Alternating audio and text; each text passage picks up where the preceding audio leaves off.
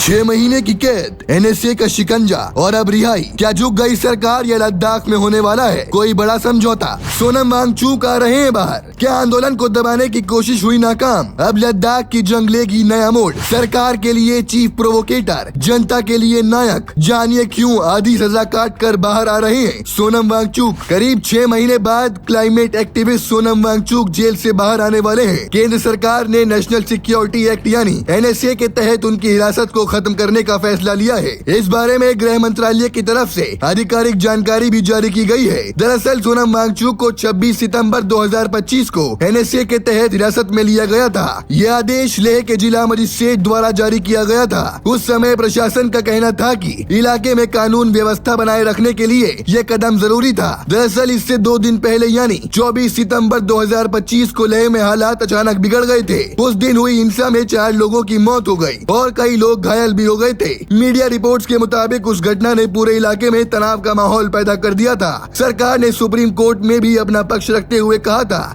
कि उस दिन हुई हिंसा के पीछे सोनम वांगचुक को मुख्य उकसाने वाला यानी चीफ प्रोवोकेटर माना गया था। सरकार का ये भी कहना था कि उनकी गिरफ्तारी NSA के तहत पूरी कानूनी प्रक्रिया का पालन करते हुए की गई थी और हिरासत में लिए जाने के बाद इलाके में हालात धीरे धीरे शांत भी हो गए थे। अब गृह मंत्रालय का कहना है कि वांगचुक NSA के तहत तय हिरासत अवधि का लगभग आधा समय पूरा कर चुके हैं। इसी को ध्यान में रखते हुए सरकार ने उनकी हिरासत को समाप्त करने का फैसला लिया है। गृह मंत्रालय ने भी ये बताया कि पिछले कुछ महीनों से लद्दाख के अलग अलग समूहों और समुदायों के नेताओं के साथ लगातार बातचीत की जा रही है। इस बातचीत का उद्देश्य इलाके के लोगों की मांगों और चिंताओं को समझना बताया गया है। सरकार के मुताबिक लगातार बंद और विरोध प्रदर्शन की वजह से लद्दाख के सामाजिक और आर्थिक माहौल पर असर पड़ रहा था। उस घटना में 4 लोगों की मौत हो गई थी और करीब 50 लोग घायल भी हुए थे। इस पूरे घटनाक्रम को समझने के लिए हमें थोड़ा पीछे जाना होगा। दरअसल 2019 में केंद्र सरकार ने अनुच्छेद 370 को हटाकर जम्मू कश्मीर का पुनर्गठन किया था। उस समय राज्य को 2 केंद्र शासित प्रदेशों में बांटा गया, जम्मू कश्मीर और लद्दाख। उस फैसले के बाद लद्दाख के कई लोगों ने इसका स्वागत भी किया